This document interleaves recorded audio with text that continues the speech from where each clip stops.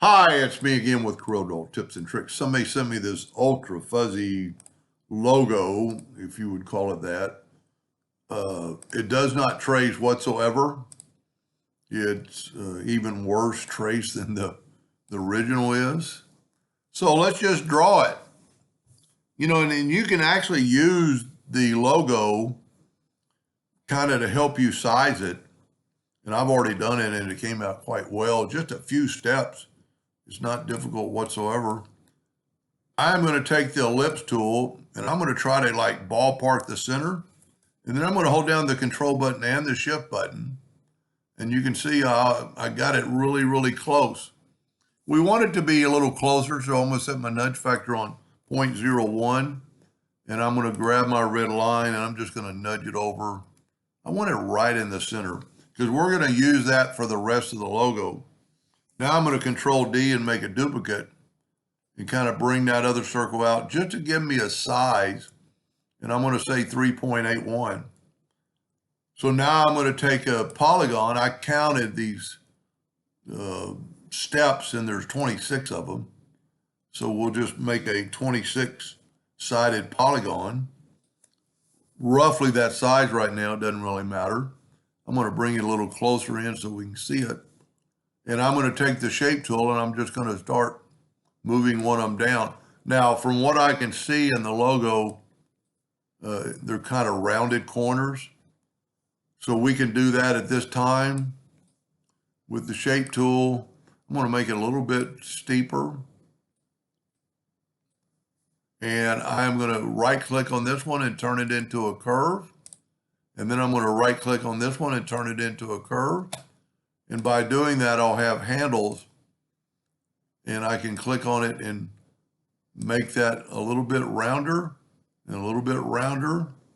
I can't really tell in the picture if this bottom is rounder or not square, so I'm just going to leave it like that. Now, we were at 3.81 with my ratio lock.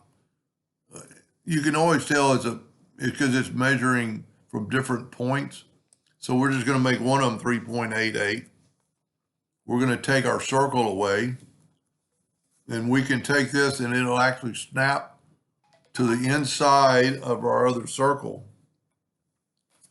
Now we're almost done. We want to take this circle or ellipse and make it a little bit thicker, about the size of that white ring. We'll call that good.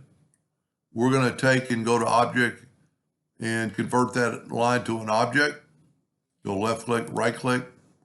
And now all I have to do is draw these two boxes basically. We're going to take our parallel dimension tool and just kind of measure what the distance is. And it's, let's say 1.08 thick. So we're going to take a rectangle and make it I can't imagine it being 1.8. I wonder if it wasn't 1.08, because that's way too thick.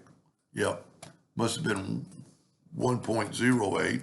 That's a little better. We do not know the angle of this, but we can get pretty close or close enough and just kind of, watch it on top of the other one. And I think we're pretty close. You want to get up into there. We're going to move it just a little bit more. I'm going to call that good. Now we want to shorten this. I'm actually going to, my nudge factor is still set real low. So I'm actually going to move it over to the left a little bit. I'm going to take my shape tool. First of all, I'm going to go and convert it to a curve. That'll give me this, and I can bring these two up. I'm going to got them selected, so I'm going to add a node and put a node right in the middle. Then I'm going to just come up like that. Now, as long as that box is up in there, I'm going to control D and make a duplicate and then mirror it so they'll be the same. And maybe just take this point and go like right there. Now, to make life easier for just a second, well, we'll move the original out of the way. I'm just nudging. I'm going to take this out of the way for a second. It'll work a lot better, and I can see that I'm not perfect You know what we could do? Let's do this.